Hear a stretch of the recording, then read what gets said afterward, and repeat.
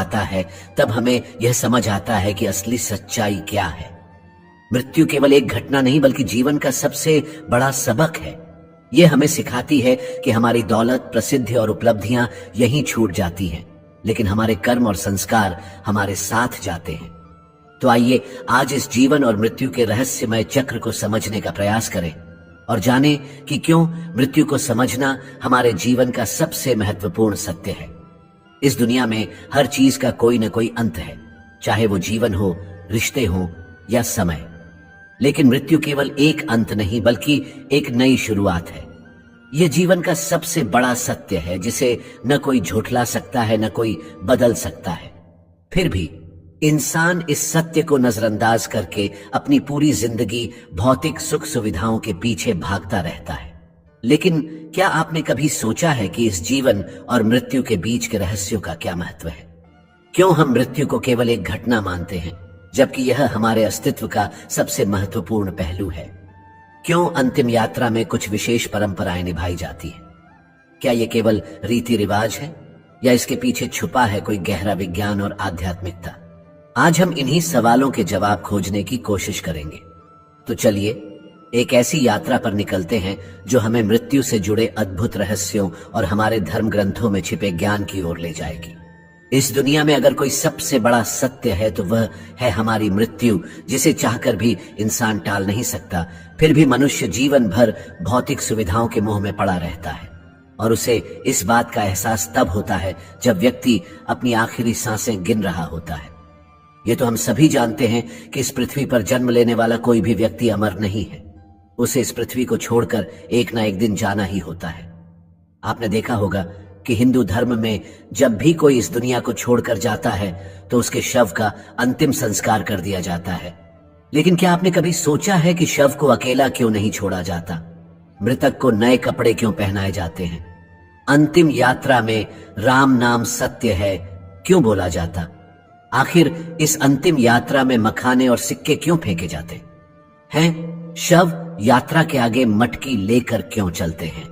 किसी व्यक्ति का दाह संस्कार करने के बाद उसके परिजनों को शमशान घाट की ओर पीछे मुड़कर क्यों नहीं देखना चाहिए? आखिर परिजनों के अंतिम संस्कार करने के 3 दिन बाद ही अस्थियां क्यों चुनी जाती हैं? आखिर महिलाओं का शमशान घाट जाना वर्जित क्यों है? मरने के बाद बच्चों को दफनाया क्यों जाता है? क्यों मृत्यु होने के बाद घर में पूजा पाठ करना वर्जित हो जाता है? आखिर क्या है इन प्रश्नों का रहस्य? तो आइए दोस्तों, आज की वीडियो में हम इसी विषय पर चर्चा करेंगे। दोस्तों, अगर आप भी इन सभी सवालों के जवाब स्पष्ट रूप से जानना चाहते हैं तो आप इस वीडियो को अंत तक जरूर देखिए। आज हम आपको विस्तार पूर्वक इन सभी सवालों के उत्तर देंगे। प्यारे साथियों, आज हम हमारे वजूद से जुड़ा एक बहुत बड़ा रहस्य जानेंगे। यह एक ऐसी गुत्थी है जिसे सुलझाने में साइंस आज तक नाकामयाब रही है। लेकिन इन सभी रहस्यों और सवालों के जवाब हमारे गरुड़ पुराण और भगवत गीता जैसे धर्म ग्रंथों में मिलते हैं। इस वीडियो के माध्यम से आज हम आपको यही बताने जा रहे हैं। तो चलिए बिना देरी किए आज की वीडियो शुरू करते हैं। नमस्कार। और आकाश से बना हुआ है और अंत में एक दिन इसी में मिल जाना है। इसीलिए मनुष्य के कितना भी धन कमा ले, कितनी भी ख्याति अर्जित कर ले, एक दिन उसको सब कुछ यही छोड़कर जाना होगा। यही संसार का नियम है और इस नियम को न कोई बदल सकता है न बदल पाएगा। गीता में भी श्री कृष्ण भगवान कहते हैं, जिसने जन्म लिया है उसकी मृत्यु निश्चित है और जिसकी मृत्यु हुई उसका अगला जन्म भी निश्चित है। यह चक्र निरंतर चलता ही रहता है। साथियों, आपने यह कहावत तो सुनी ही होगी, यह जीवन तो नश्वर है, यानी कि हम सबको एक ना एक दिन इस मृत्यु लोक को छोड़कर जाना ही होगा। इसके बाद भी मनुष्य इस विषय पर बात करने से बचता है और मृत्यु शब्द से भी भय खाता है। शायद इसीलिए महाभारत काल में युधिष्ठिर ने यक्ष से कहा था, दुनिया का सबसे बड़ा आश्चर्य यही है कि मनुष्य रोज किसी ना किसी को मरते हुए देखता है, लेकिन स्वयं अपने मरने के बारे में वह कभी नहीं सोचता, जबकि मौत तो एक दिन उसकी भी होनी ही है। प्यारे साथियों, पहले हम यह जानने का प्रयास करेंगे कि मृत्यु होने के बाद मृत शरीर को यानी कि शव को अकेला क्यों नहीं छोड़ा जाता। प्यारे साथियों, आप और हम जिस लोक में रहते हैं उसे मृत्यु लोक कहा जाता है। मृत्यु लोक में मृत्यु के बाद अंतिम संस्कार से जुड़ी ऐसी कई बातें हैं जो हम नहीं जानते। मृत्यु लोक से मृत व्यक्ति के शव को विदा करने के कुछ नियम बनाए गए हैं, जिनका आधार आध्यात्मिक होने के साथ साथ वैज्ञानिक भी है। अगर आपने गौर किया हो तो यदि किसी व्यक्ति की मृत्यु सूर्यास्त के बाद होती है तो उसके परिजन रात बीतने का इंतजार करते हैं और अगले दिन जाकर ही शव को जलाते हैं। यदि शव को रात भर रखना पड़े तो उस दौरान जानकार लोग शव को अकेले नहीं छोड़ते, बल्कि कोई ना कोई व्यक्ति शव के पास पूरी रात भर रहता है और सुबह दाह संस्कार पूर्ण होने तक शव की देखभाल करता है। प्यारे साथियों, पहले संक्षेप में यह जान लेते हैं कि किन स्थितियों में शव का दाह संस्कार नहीं करना चाहिए। गरुड़ पुराण में इस बात का भी स्पष्ट वर्णन है कि इन 3 स्थितियों में शव का दाह संस्कार उचित समय के लिए टाल देना चाहिए। पहली परिस्थिति, यदि व्यक्ति की मृत्यु सूर्यास्त के बाद होती है तो शव को रात भर घर में ही रखना चाहिए और अगले दिन सूर्योदय के बाद ही शव का दाह संस्कार करना चाहिए, अन्यथा आत्मा को सद्गति प्राप्त नहीं होती। दूसरी परिस्थिति, यदि किसी व्यक्ति की मृत्यु पंचक काल में होती है तो उस व्यक्ति के घर परिवार, कुल या खानदान में 5 अन्य लोगों की भी मृत्यु हो सकती है। इसलिए धर्मशास्त्र के ज्ञानी इस समस्या के समाधान के रूप में आटे या पवित्र सूखी घास से 5 पुतले बनाते हैं और उन्हें शव के साथ ही अर्थी पर रखकर पूरे विधि विधान से पंचक दोष समाप्त करते हैं। इसके बाद ही अंतिम संस्कार किया जाता है। पंचक काल में अंतिम संस्कार किए जाने से आत्मा को मोक्ष प्राप्त नहीं हो सकता। तीसरी परिस्थिति, शव का अंतिम संस्कार तब नहीं करना चाहिए जब मृत व्यक्ति का पुत्र मुखाग्नि देने के लिए उपस्थित न हो और वह यात्रा करके पहुंचने वाला हो। पुराणों में इस बात को बहुत ही महत्वपूर्ण माना गया है कि यदि मुखाग्नि पुत्र के हाथों से दी जाए तो आत्मा को सद्गति प्राप्त होती है। साथियों, अब बिना देर किए यह भी जान लेते हैं कि मृत्यु के बाद शव को अकेला क्यों नहीं छोड़ना चाहिए। इसके पीछे क्या मान्यताएं और वैज्ञानिक तथ्य हैं। मृत्यु के बाद आत्मा 13 दिनों तक घर में निवास करती है। गरुड़ पुराण में बताया गया है कि मृतक का शव पूजनीय हो जाता है। ऐसे में दाह संस्कार से पहले शव को अकेला नहीं छोड़ा जाना चाहिए, अन्यथा यह आत्मा का अपमान होता है। गरुड़ पुराण में यह भी लिखा है कि यदि शव को चींटियां, कीड़े मकोड़े, कुत्ते या बिल्ली इत्यादि से हानि होती है तो ऐसे ही कष्ट आत्माओं को यमलोक के मार्ग में भी खेलने पड़ते हैं। इसलिए परिवारजनों की यह जिम्मेदारी बनती है कि मृतक के शरीर की सुरक्षा करें। रात के समय तामसिक शक्तियां अधिक प्रबल होती हैं। जब शरीर से आत्मा निकल जाती है तो शरीर निर्जीव हो जाता है। ऐसी स्थिति में अन्य बुरी शक्तियां शरीर को अपने वश में करने का प्रयास कर सकती हैं। इसकी संभावना को खत्म करने के लिए किसी व्यक्ति का मृतक के शरीर के पास रहना आवश्यक होता है।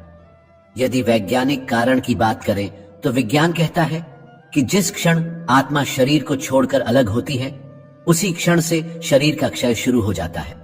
इससे मृत शरीर से दुर्गंध आने लगती है। इस दुर्गंध को कम करने और वातावरण को धार्मिक बनाए रखने के उद्देश्य से मृत शरीर के आसपास अगरबत्ती, धूप और दीपक जलाए जाते हैं। ऐसा करने की जिम्मेदारी उस व्यक्ति की होती है जो शव की देखभाल करता है। इस बात की भी संभावना होती है कि तंत्र मंत्र करने वाले लोग मृतक के शरीर को नुकसान पहुंचा सकते हैं, जिससे मृत आत्मा संकट में पड़ सकती है। इसलिए किसी भी तांत्रिक को मृत शरीर के पास नहीं आने देना चाहिए। साथियों, गरुड़ पुराण में भगवान विष्णु और पक्षीराज गरुड़ के बीच की बातचीत का वर्णन है। भगवान विष्णु बताते हैं कि यदि इन बातों का ध्यान नहीं रखा गया और शव का अंतिम संस्कार सूर्यास्त के बाद या रात में कर दिया गया तो उस व्यक्ति की आत्मा को असुर योनि या पिशाच योनि में जन्म मिलता है और उसे अनेकों कष्ट भोगने पड़ते हैं। व्यक्ति की मृत्यु और दाह संस्कार का समय कितना महत्वपूर्ण होता है, यह आप महाभारत काल की घटना से समझ सकते हैं। भीष्म पितामह बाणों की शैया पर लेटे हुए सूर्य के दक्षिणायन से उत्तरायण में आने का इंतजार कर रहे थे। इसके बाद ही उन्होंने अपना शरीर त्यागा, क्योंकि उत्तरायण काल में मृत्यु से आत्मा सद्गति प्राप्त होती है। इसी कारण यदि कोई व्यक्ति रात में मर जाए तो ऐसी स्थिति में शव को रात भर घर पर ही रखा जाता है। सुबह का इंतजार किया जाता है और मृत शरीर को एक भी पल के लिए अकेला नहीं छोड़ा जाता। कोई ना कोई व्यक्ति हमेशा शव की रखवाली के लिए मौजूद रहता है। साथियों, यही कारण है कि शव को अकेला नहीं छोड़ा जाता। प्यारे साथियों, अब हम जानेंगे कि मृतक को नए कपड़े क्यों पहनाए जाते हैं। दोस्तों, जैसे कि हम आपको ऊपर बता चुके हैं कि सनातन हिंदू धर्म में दाह संस्कार से जुड़े ऐसे कई नियम हैं जिन पर विज्ञान ने भी अपनी राय दी है। इन्हीं नियमों में से एक नियम यह भी है मृतक को नए कपड़े पहनाना। हम में से बहुत से लोगों के मन में यह सवाल आता होगा कि मृत व्यक्ति की चिता में आग लगाने से पहले नए कपड़े क्यों पहनाए जाते हैं। यदि नए कपड़े ना पहनाए जाएं तो आत्मा का क्या होगा, आत्मा का कपड़े से क्या संबंध होता है। इसके साथ ही साथ हम यह भी जानेंगे कि मृत व्यक्ति के जो कपड़े परिवार के सदस्य निशानी के रूप में रख लेते हैं या उनकी याद में पहनते हैं, ऐसा करने से मृत आत्मा को क्या होता है और गरुड़ पुराण में इस विषय पर क्या कहा गया है। दोस्तों, हिंदू धर्म के अनुसार मृतक के शव को गंगा जल से नहलाकर नए वस्त्र पहनाकर उसे विदा किया जाता है। आइए पहले यह जान लेते हैं कि मृत व्यक्ति को दाह संस्कार से पहले स्नान क्यों करवाया जाता है। हिंदू धर्म के 18 पुराणों में से एक गरुड़ पुराण में इस बारे में विस्तार से बताया गया है। गरुड़ पुराण के अनुसार भगवत नाम एवं गोत्र का उच्चारण करते हुए मृत व्यक्ति को नहलाने की बात की गई है। और यदि किसी कारणवश तीर्थ स्थल में अंतिम संस्कार नहीं हो रहा हो तो ऐसी स्थिति में मृत देह को स्नान कराने के लिए पानी में गंगा जल मिलाकर स्नान करवाना चाहिए।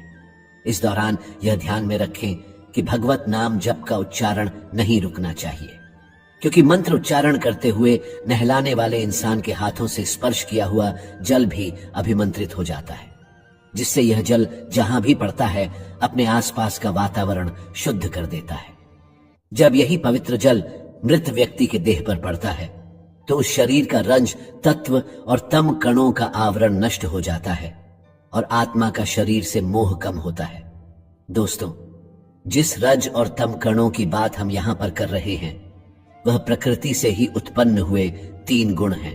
पहला सतोगुण, दूसरा रजोगुण और तीसरा तमोगुण, जो अविनाशी जीवात्मा को शरीर में बांधते हैं। साथियों, इस बात को आसान शब्दों में समझे तो मृत देह का अंतिम संस्कार से पहले इस प्रकार स्नान कराने से उसकी आंतरिक शुद्धि होती है। इसके बाद शरीर पर चंदन, तिल के तेल और घी का लेप लगाना चाहिए। फिर उस शव को नए वस्त्र पहना देना चाहिए। गरुड़ पुराण के अनुसार किसी भी शव को बिना वस्त्रों के नहीं जलाना चाहिए। मृतक के शरीर को वस्त्र से पूरी तरह ढक देना चाहिए और इस बात का विशेष रूप से ध्यान रखना चाहिए कि मृतक के वस्त्र नए हों, शुद्ध हों और सफेद रंग के हों।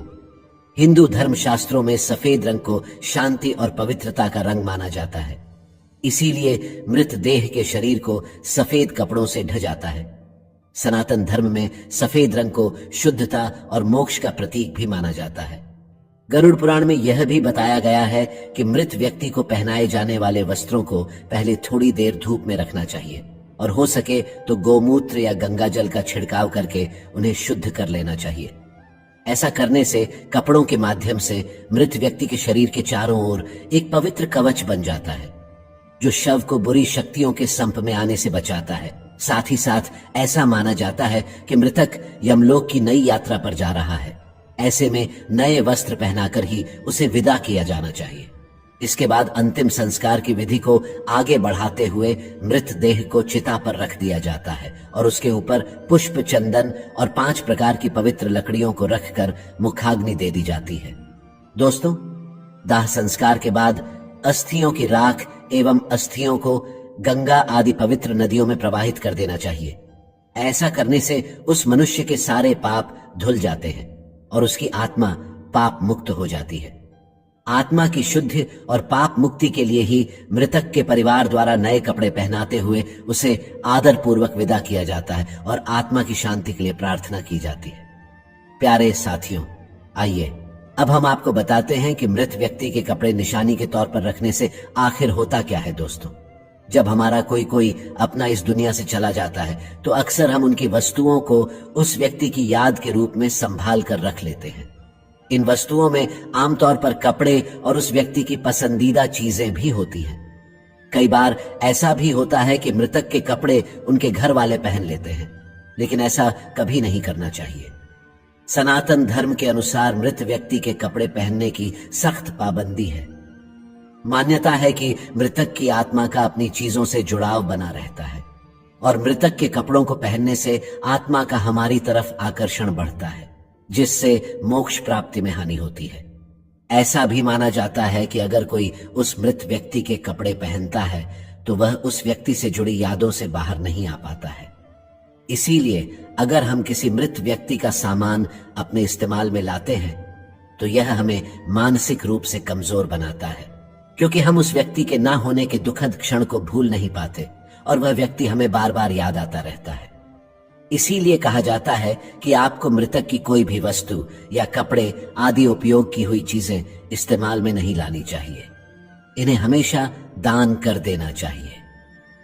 प्यारे साथियों, अब तक हमने जाना कि मृतक को नए कपड़े क्यों पहनाए जाते हैं, और अब हम जानेंगे कि अंतिम यात्रा में राम नाम सत्य है, ये क्यों बोला जाता है। अंत में हम बताएंगे कि शव यात्रा में मृत व्यक्ति के ऊपर मखाने और सिक्के क्यों फेंकते। साथियों, हिंदू धर्म में आपने देखा होगा, मृत्यु के बाद जो लोग व्यक्ति की अंतिम यात्रा में जाते हैं, पूरे रास्ते भर राम नाम सत्य है, राम नाम सत्य है बोलते रहते हैं। क्या आपको पता है कि ऐसा क्यों कहा जाता है?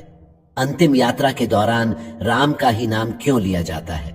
आखिर क्यों महादेव भी राम नाम की महिमा का गुणगान करते हैं? साथ ही हम यह भी देखेंगे कि कैसे राम नाम के जाप का चमत्कारिक प्रभाव आपके जीवन पर पड़ता है।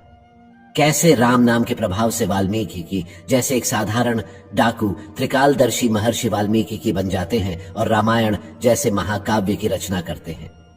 साथियों, गोस्वामी तुलसीदास जी ने अपनी एक चौपाई में कहा है, तुलसी अपने राम को रीछ भजो या खींच भोम पड़ा जा में सभी उल्टा सीधा बीज। इस चौपाई का अर्थ है कि राम का नाम जैसे भी लिया जाए, चाहे प्रेम से या गुस्से से, यह ठीक वैसे ही फल देगा जैसे कि खेत में पड़ा बीज चाहे उल्टा हो या सीधा पौधा बनकर फल देता है।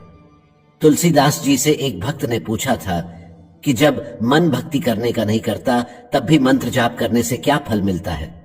तुलसीदास जी ने कहा कि जैसे जमीन में बीज बोने के समय यह नहीं देखा जाता कि बीज उल्टे पड़े हैं या सीधे, लेकिन समय आने पर सभी बीज अंकुरित हो जाते हैं और सभी उल्टे सीधे बीजों से फसल तैयार हो जाती है। इसी तरह राम नाम का जाप कैसे भी किया जाए, उसका फल अवश्य ही मिलता है। दोस्तों, पद्म पुराण में एक प्रसंग मिलता है। एक बार माता पार्वती ने महादेव से पूछा कि आप किसका ध्यान करते हैं? इसके उत्तर में महादेव कहते हैं, राम रामेति रामेति रमे रामे मनोरमे सहस्र नाम तत्तुल्यम राम नाम वराण्य में। इसका अर्थ है, राम का नाम पर ध्यान करने से मेरा मन राम की दिव्य चेतना में लीन हो जाता है, जो कि दिव्य है। यह राम नाम विष्णु सहस्त्र नाम के तुल्य है, अर्थात भगवान विष्णु के हजारों नामों के बराबर है। एक बार भगवान शिव ने अपनी पार्वती जी से अपने ही साथ भोजन करने का अनुरोध किया। भगवती पार्वती जी ने यह कहकर टाला कि वे विष्णु सहस्त्र नाम का पाठ कर रही हैं। थोड़ी देर तक प्रतीक्षा करके शिवजी ने जब पुनः पार्वती जी को बुलाया, तब भी पार्वती जी ने यही उत्तर दिया कि वे विष्णु सहस्त्र नाम के पाठ के श्रम के पश्चात ही आ सकेंगी।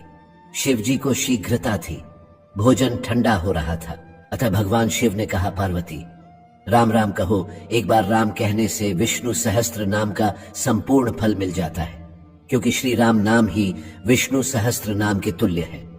इस प्रकार शिवजी के मुख से राम इस 2 अक्षर के नाम का विष्णु सहस्त्र नाम के समान सुनकर राम नाम का जप करके पार्वती जी ने प्रसन्न होकर शिव जी के साथ भोजन किया।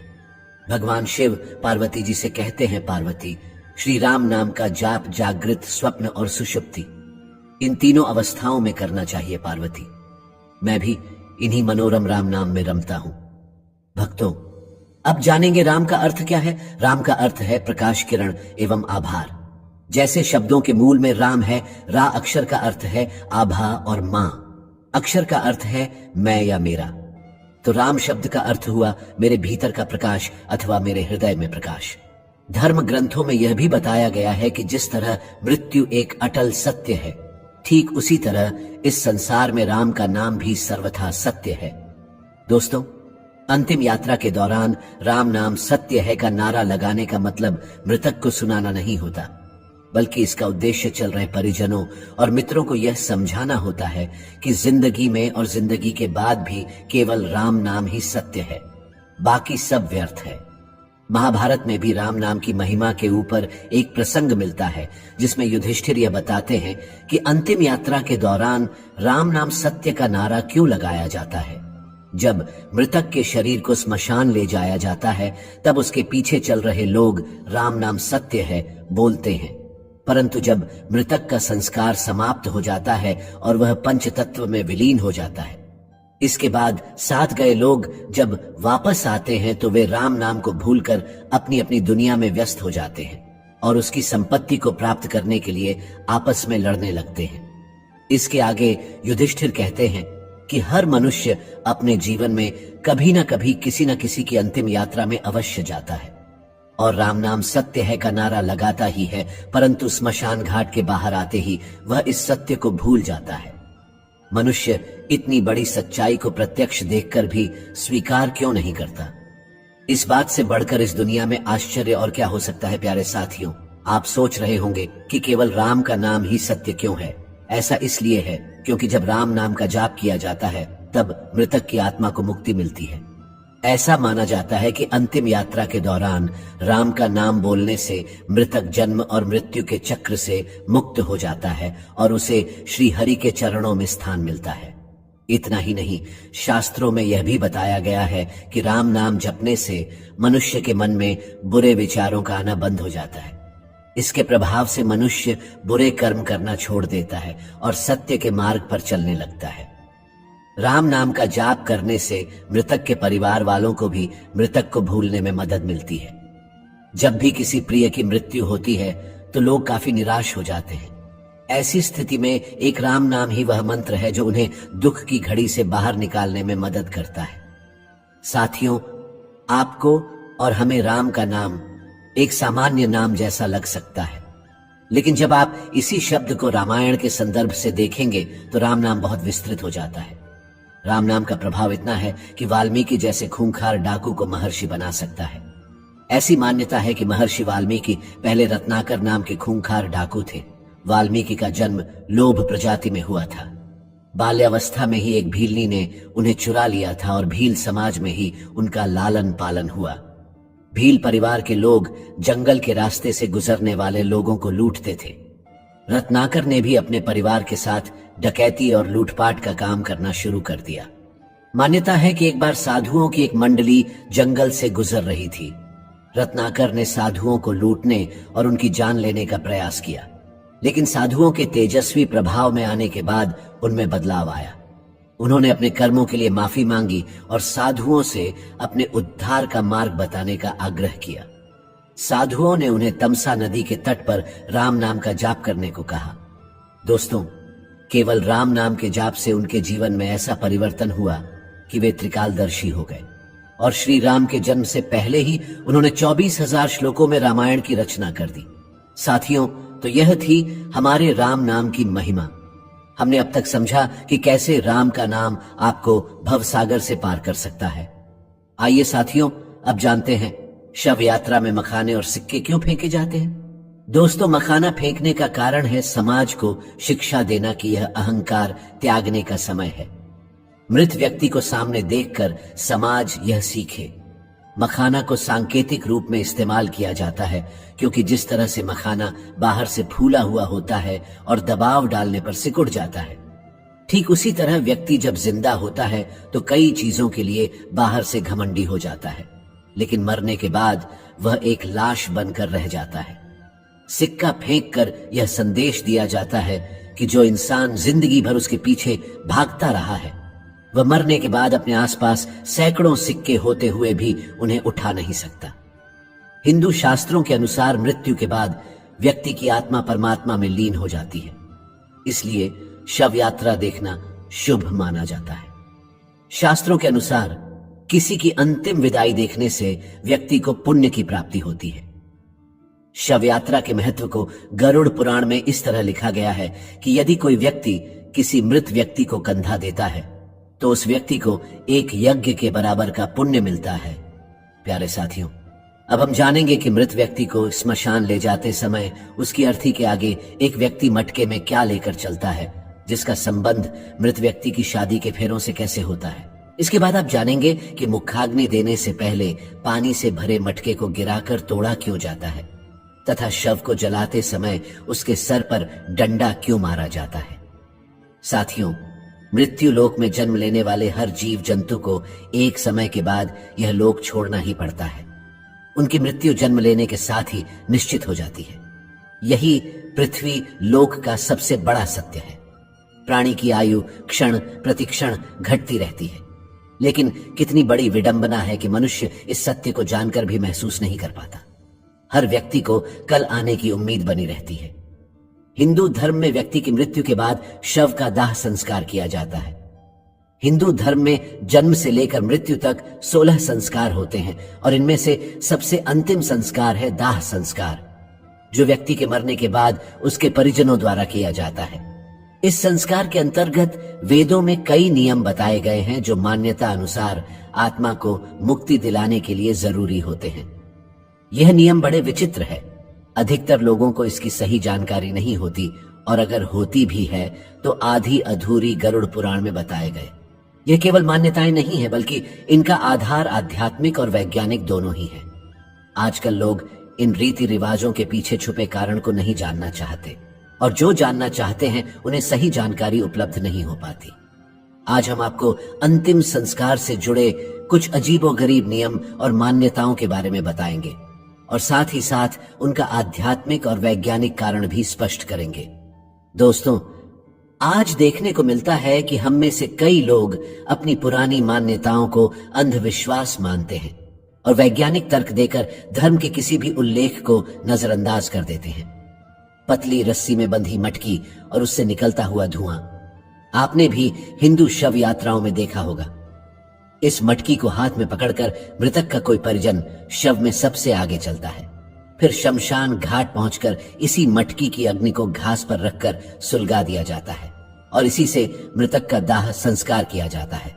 यानी कि घर से लाई गई इसी अग्नि से मृतक का शरीर जलाया जाता है। मृतक के घर से लाई गई अग्नि से ही अंतिम संस्कार करने के पीछे एक खास वजह है।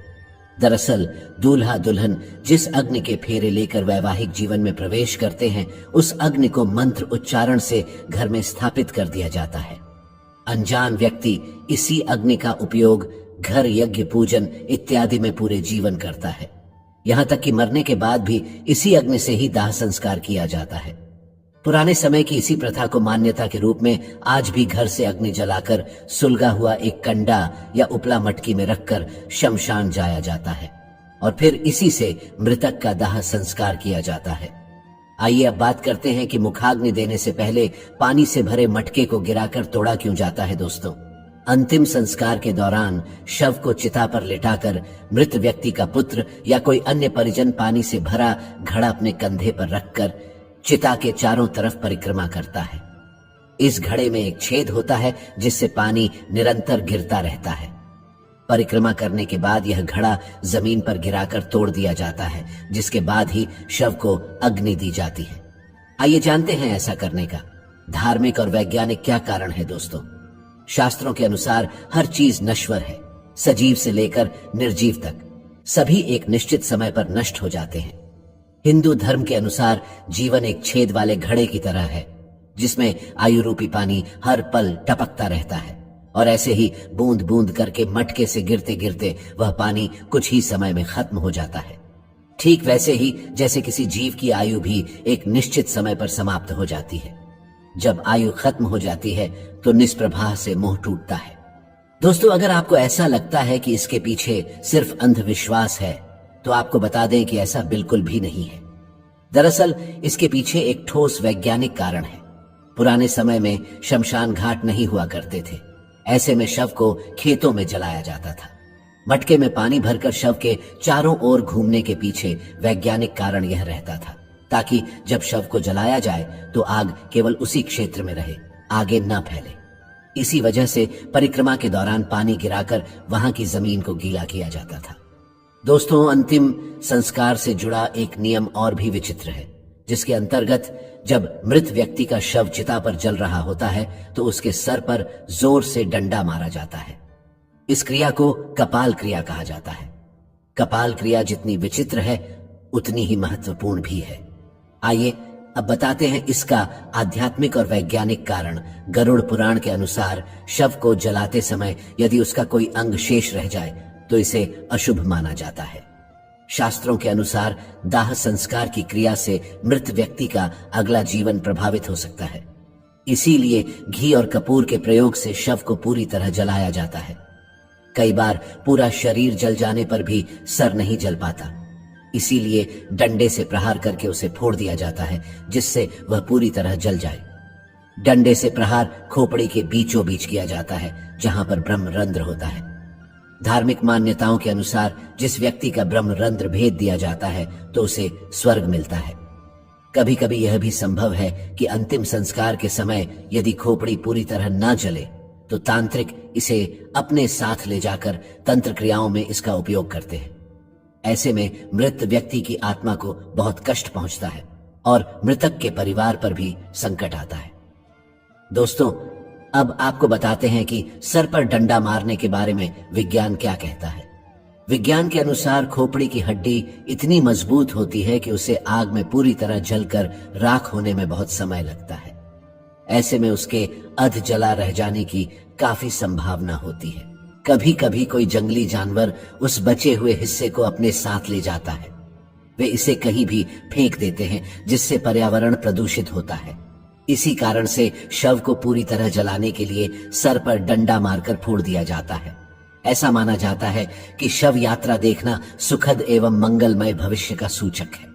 मान्यता यह भी है कि यदि काम पर जाते समय शव यात्रा दिख जाए तो अधूरे काम पूरे होने की संभावनाएं बनने लगती हैं। दुखों का नाश और सुखी जीवन का आगाज होता है। जो आत्मा शरीर से तुरंत निकली होती है वह अपनी अर्थी के साथ चल रही होती है और जो उसे प्रणाम करता है उसे आशीर्वाद देती है, जिससे व्यक्ति के पुण्य बढ़ते हैं। साथियों, ये थे हमारे अंतिम संस्कार के कुछ खास नियम जिनका पालन करना जरूरी होता है। अन्यथा ऐसा माना जाता है कि अगर इन नियमों के पालन में किसी प्रकार की लापरवाही हुई तो मृतक की आत्मा को बड़े कष्ट उठाने पड़ते हैं। इसी कड़ी में यह भी बताया गया है कि दाह संस्कार करने के बाद उसके परिजनों में से किसी को भी पीछे मुड़कर शमशान घाट की तरफ नहीं देखना चाहिए। साथियों, गरुड़ पुराण में भगवान विष्णु ने पक्षीराज गरुड़ को मृत्यु लोक के रहस्य, मरणोपरांत आत्मा की गति, प्राणियों की मृत्यु इत्यादि के बारे में सब विस्तार से बताया है। मृत व्यक्ति के शरीर को छोड़ने के बाद आत्मा कब, कितने समय, कहां रहती है, इस बारे में बताते हुए भगवान विष्णु ने यह भी बताया है कि किसी व्यक्ति का दाह संस्कार करने के बाद उसके परिजनों अर्थात परिवार वालों को शमशान की ओर पीछे मुड़कर कभी नहीं देखना चाहिए। असल में दाह संस्कार करने के बाद शरीर तो जल जाता है लेकिन आत्मा का अस्तित्व रहता है। गीता में भी यही बताया गया है कि आत्मा को कोई शस्त्र काट नहीं सकता, आग जला नहीं सकती, जल गीला नहीं कर सकता और वायु सूखा नहीं सकती। यही आत्मा शरीर के जन्म से लेकर मृतक के अंतिम संस्कार तक के सारे कर्मों को खुद अपनी आंखों से देखती है। गरुड़ पुराण में आगे बताया गया है कि आत्मा का अपने स्वजनों के साथ मोह बना रहता है। आत्मा के मोहग्रस्त होने पर व्यक्ति की आत्मा अपने परिजनों के आसपास ही भटकती रहती है। इस स्थिति में मृतक की आत्मा को मुक्ति मिलने में काफी कठिनाई होती है। इसीलिए ऐसी स्थिति में इस मोह का टूटना बहुत जरूरी है, क्योंकि अगर ऐसा नहीं हो तो मृतक की आत्मा का परलोक गमन नहीं हो पाता और वह प्रेत योनि में ही बंध कर रह जाती है। मृतक की आत्मा और परिजनों के मध्य इस मोह को तोड़ने के लिए यह स्पष्ट आदेश है कि दाह संस्कार के बाद कोई भी स्वजन पीछे मुड़कर ना देखे, जिससे मृतक की आत्मा को ऐसा लगे कि उसके परिजन अब उससे मोह नहीं करते और वे उसे अग्नि को समर्पित कर अपने सांसारिक जीवन में वापस जाना चाहते हैं। परंतु यदि किसी ने पीछे मुड़कर देखा तो मृतक की आत्मा को यह लगेगा कि परिजनों के अंदर अभी भी मृत व्यक्ति के प्रति बहुत लगाव है और वह आत्मा वापस लौटने का प्रयास करती है। लेकिन अगर किसी ने पीछे मुड़कर नहीं देखा तो मृतक के आत्मा को यह समझने में आसानी होगी कि उसका इस लोक में समय पूरा हो गया और वह अपने मन को दूसरे लोक में जाने के लिए तैयार कर ले। मृत व्यक्ति की आत्मा के मोह को भंग करने के उद्देश्य से और भी कई कर्मकांड हैं जो 13 दिन तक किए जाते हैं। पीछे मुड़कर न देखना शुरुआती चरण में आता है। शमशान में जलती चिता की ओर पीछे मुड़कर देखने पर मृतक की आत्मा जीवित व्यक्ति को प्रभावित करके सताने भी लग सकती है। बच्चे आत्मा के प्रभाव में जल्दी आ जाते हैं। इसीलिए यदि बच्चे शमशान घाट गए हों तो शमशान लौटते समय बच्चों को सबसे आगे रखना चाहिए। दाह संस्कार के बाद पीछे मुड़कर ना देखना आत्मा को एक प्रकार का संदेश देना होता है कि अब मृत व्यक्ति की आत्मा का उसके परिजनों से संबंध तोड़ने का समय आ गया है। मोह के बंधन से मुक्त होकर मुक्ति के लिए अब आगे बढ़ो। आत्मा की मुक्ति से जुड़ा एक और महत्वपूर्ण प्रसंग यह भी है कि जिस मनुष्य की अकाल मृत्यु हो जाती है, चाहे वह दुर्घटना, आत्महत्या, कोई बीमारी या किसी अन्य कारण से हो, तो ऐसे इंसान की आत्मा को जल्दी मुक्ति नहीं मिल पाती। परंतु अगर उसके कर्म बहुत ही अच्छे हो तो सद्गति प्राप्त होती है, वरना काफी कष्ट उठाने पड़ते हैं। हालांकि गरुड़ पुराण में अकाल मृत्यु को लेकर भी कई कर्मकांड बताए गए हैं। उनका पालन पूरे वैदिक तरीके से होना चाहिए। इसीलिए दाह संस्कार के बाद घाट की तरफ पीछे मुड़कर नहीं देखना चाहिए। प्यारे साथियों, अब हम जानेंगे कि परिजनों के अंतिम संस्कार करने के 3 दिन बाद ही अस्थियां क्यों चुनी जाती हैं। अस्थि विसर्जन में समय का बहुत महत्व है और इसलिए दाह संस्कार के बाद अधिकतम तीसरे या चौथे दिन तक अस्थि विसर्जित कर देना ही उपयुक्त माना गया है। अब सवाल उठता है कि तीसरा या चौथा दिन ही क्यों? और अगर अस्थि विसर्जन तीसरे या चौथे दिन तक ना हो पाए तो क्या करें दोस्तों? अस्थि विसर्जन किसी मृत व्यक्ति के दाह संस्कार के बाद किया जाने वाला एक अनुष्ठान है। इसका अर्थ होता है चिता में जल गए। मृत व्यक्ति की हड्डियों और राख को जल में विसर्जित करना। शास्त्रों के अनुसार अस्थियों को पवित्र नदियों में ही विसर्जित करना चाहिए, जिसमें सबसे ज्यादा महत्व गंगा नदी का है। इसलिए हर साल करोड़ों की संख्या में लोग हरिद्वार और वाराणसी जैसे पुण्य स्थानों पर देश के हर कोने से अस्थि विसर्जन के लिए आते हैं। दोस्तों, अस्थियों का विसर्जन एक साधारण प्रक्रिया नहीं है। यह कार्य इतना महत्वपूर्ण है कि अगर इसे सही समय से सही नियम के साथ न किया जाए तो आत्मा को मुक्ति नहीं मिलती। ऐसा इसलिए है क्योंकि धर्म ग्रंथों में कहा गया है कि भौतिक शरीर 5 महाभूतों अर्थात 5 तत्वों से मिलकर बना है। पृथ्वी, जल, अग्नि, वायु और आकाश।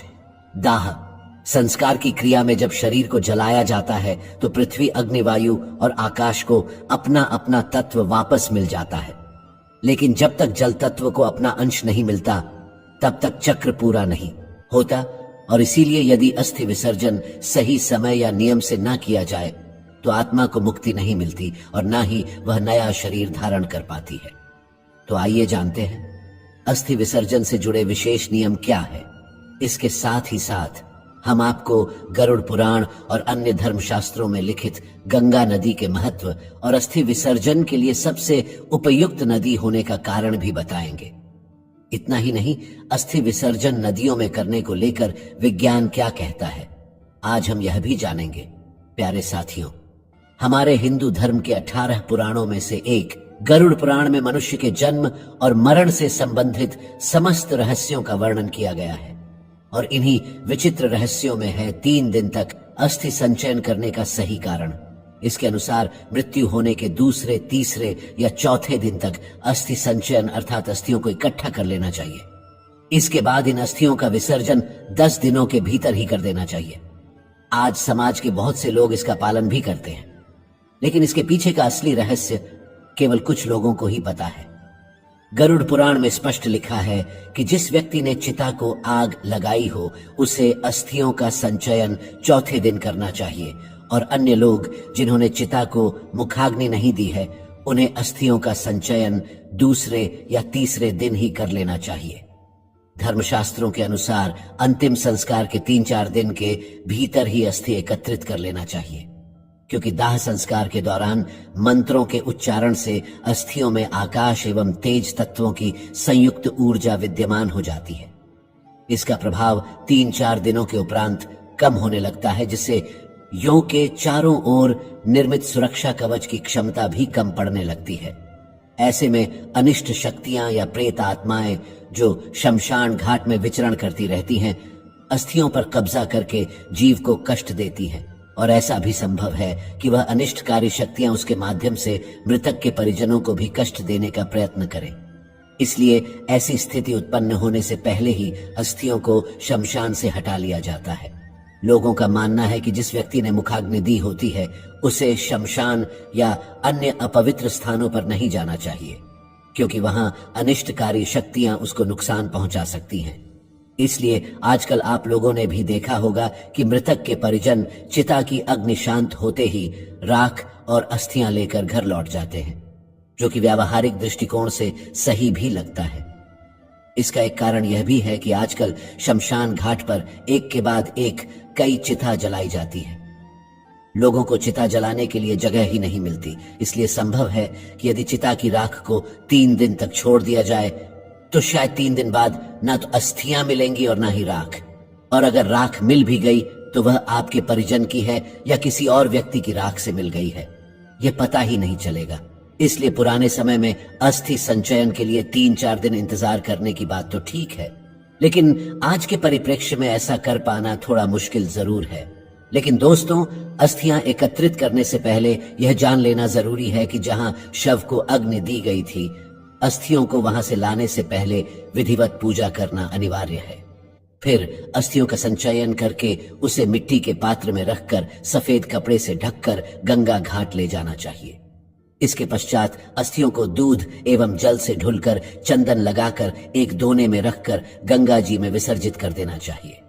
जिस मृत प्राणी की अस्थि 10 दिन के अंतर्गत गंगा में विसर्जित हो जाती है, उसका ब्रह्मलोक से कभी भी पुनरागमन नहीं होता। गंगा जल में मनुष्य की अस्थि जब तक रहती है उतने 1000 वर्षों तक वह स्वर्ग लोक में विराजमान रहता है। एक बात और है जो आपको ध्यान में रखना चाहिए। जिस दिन अंतिम संस्कार किया गया हो, उस दिन से लेकर अगले 13 दिनों तक, जब तक आत्मा के निमित्त किए जाने वाले श्राद्ध और पिंडदान पूरा नहीं हो जाता, तब तक घर में पवित्रता का वातावरण बनाकर रखना चाहिए। मुख्य रूप से उस व्यक्ति को जिसने चिता को मुखाग्नि दी हो। इस अशौच काल के दौरान घर में पूजा पाठ या कोई मांगलिक कार्यक्रम इत्यादि नहीं किया जाना चाहिए। इसके साथ ही घर के सारे सदस्यों को शारीरिक संबंध बनाने से भी दूर रहना चाहिए। इस दौरान मृतक को शुद्धता से बनाए गए उसकी रुचि का खाना और पानी पूरे 13 दिनों तक पीपल के पेड़ में बंधे मिट के बर्तन में हर रोज देना चाहिए। इसके अलावा यह भी बताया गया है कि मृत्यु के दिन से 10 दिन तक किसी योग्य ब्राह्मण से गरुड़ पुराण सुनना चाहिए, और यह पाठ उसी स्थान पर करें जहां अंतिम बार मृत व्यक्ति के शव को रखा गया था। साथ ही इसका भी ध्यान रखें कि यह पाठ सूर्यास्त से पहले ही खत्म हो जाए। धर्मशास्त्रों के अनुसार यदि किसी कारण अस्थि विसर्जन 10 दिनों तक ना हो पाया हो तो अस्थि विसर्जन तीर्थ श्राद्ध पूर्ण होने के बाद ही किया जाना चाहिए। चलिए अब जानते हैं कि गंगा जैसी पवित्र नदियों में ही अस्थियों को विसर्जन क्यों किया जाता है। दोस्तों, मां गंगा में अस्थियों के विसर्जन को लेकर कई कथाएं प्रचलित हैं। इससे जुड़ी पौराणिक मान्यताओं की एक कहानी आप में से कुछ लोगों को शायद पता होगी, अगर नहीं तो आइए जानते हैं। इस पौराणिक कथा के अनुसार राजा शांतनु और मां गंगा का विवाह हुआ।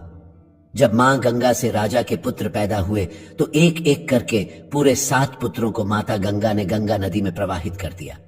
राजा यह सब देखकर भी वचन में बंधे होने के कारण मां गंगा को नहीं रोक सके।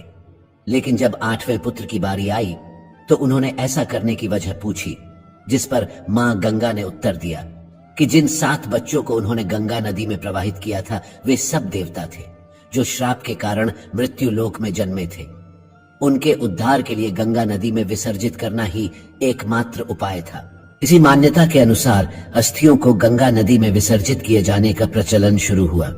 विज्ञान के अनुसार अस्थि विसर्जन नदियों में होने के कुछ लाभ भी हैं। इससे जल को पोषक तत्व मिलते हैं, मृदा की उर्वरा शक्ति बढ़ती है जो खेती के लिए अच्छा है। अस्थि विसर्जन से पानी की गुणवत्ता में भी सुधार होता है। तो दोस्तों, आशा है कि आपको यह बात समझ में आ गई होगी कि धर्म ग्रंथों में अस्थियों का संचयन 3 दिन के अंदर ही किए जाने के लिए क्यों कहा गया है, और फिर उन अस्थियों को गंगा नदी में ही प्रवाहित करने को इतना महत्व क्यों दिया गया है। चलिए मित्रों, मृत्यु से जुड़े रहस्यों का गहराई से विश्लेषण करते हैं। धर्मशास्त्रों के अनुसार मृत्यु के बाद व्यक्ति की आत्मा और उसके अवशेषों के प्रति विशेष विधियां और परंपराएं बनाई गई हैं।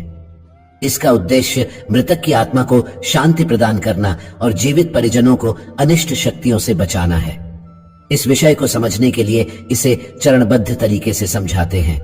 1. अस्थि संचयन की महत्ता। 3-4 दिनों में अस्थियों का संग्रह क्यों?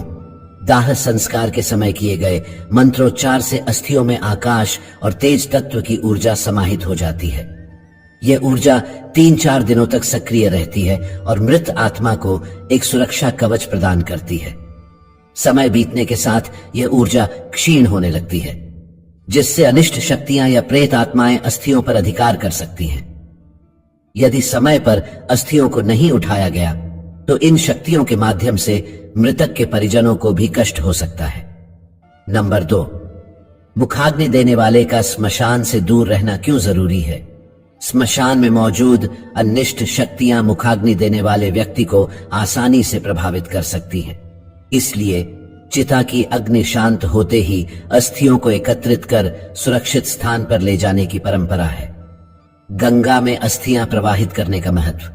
पौराणिक कथाओं के अनुसार गंगा नदी में विसर्जन मृत आत्मा को स्वर्ग तक पहुंचाने में सहायक है।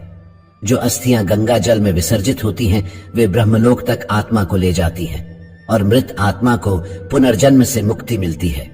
गंगा जल में अस्थियां हजारों वर्षों तक सुरक्षित रहती हैं, जिससे मृतक को उतने वर्षों तक स्वर्ग का सुख प्राप्त होता है। पौराणिक कथा के अनुसार राजा शांतनु और गंगा की कथा बताती है कि उनके पुत्र देवताओं के अवतार थे, जिन्हें श्राप मुक्त करने के लिए गंगा में प्रवाहित करना आवश्यक था। इसी कथा के आधार पर अस्थि विसर्जन की यह परंपरा पनपी। प्रिय मित्रों, इसका वैज्ञानिक कारण यह है कि अस्थियों के जल में मिलने से नदी में पोषक तत्व बढ़ते हैं, जो मृदा की उर्वरता बढ़ाने में सहायक होते हैं। गंगा जैसे पवित्र जल में खनिज तत्वों की प्रचुरता के कारण जल शुद्धता बनी रहती है। मृत्यु के बाद 13 दिनों तक घर में मांगलिक कार्य, पूजा पाठ और अन्य शुभ गतिविधियां नहीं की जाती। इस दौरान पिंडदान और श्राद्ध कर्म के माध्यम से आत्मा को शांति देने का प्रयास किया जाता है। घर के सभी सदस्यों को इस दौरान संयमित रहना चाहिए और विशेष रूप से मुखाग्नि देने वाले को पूजा अर्चना और शारीरिक संबंधों से दूर रहना चाहिए। 13 दिनों तक मृत आत्मा के लिए पीपल के पेड़ पर मिट्टी के पात्र में भोजन और जल चढ़ाने की परंपरा है। यह आत्मा को संतुष्ट करने और उसे अपने अगले पड़ाव तक शांति से पहुंचने में सहायक माना जाता है। गरुड़ पुराण में मृत्यु के बाद आत्मा की यात्रा, कर्मों के फल और आत्मा की मुक्ति के विषय में विस्तृत जानकारी दी गई है। इसे मृत्यु के 10 दिनों तक नियमित रूप से सुनना चाहिए। पाठ सूर्योदय के बाद और सूर्यास्त से पहले संपन्न करना आवश्यक है। यदि अस्थियों को 10 दिनों के भीतर विसर्जित नहीं किया जा सके तो श्राद्ध और तीर्थ यात्रा के बाद इसे गंगा या अन्य पवित्र नदी में प्रवाहित करना चाहिए। अस्थि विसर्जन से पहले अस्थियों की विधिवत पूजा करना आवश्यक है। वर्तमान में शहरी क्षेत्रों में स्मशान घाटों पर बढ़ती भीड़ और सुविधाओं की कमी के कारण अस्थियों का 3 दिन तक वहां छोड़ना मुश्किल है। कई बार एक ही स्थान पर कई चिताएं जलाने के कारण राख और अस्थियों की पहचान करना कठिन हो जाता है। इन परिस्थितियों में चिता शांत होते ही अस्थियां संग्रह कर लेना व्यावहारिक और उचित है। धर्मशास्त्रों और पौराणिक मान्यताओं के अनुसार मृत्यु के बाद आत्मा को शांति और मुक्ति दिलाने के लिए अस्थियों का उचित समय पर संचयन और गंगा में विसर्जन करना अत्यंत महत्वपूर्ण है। ये परंपराएं आत्मा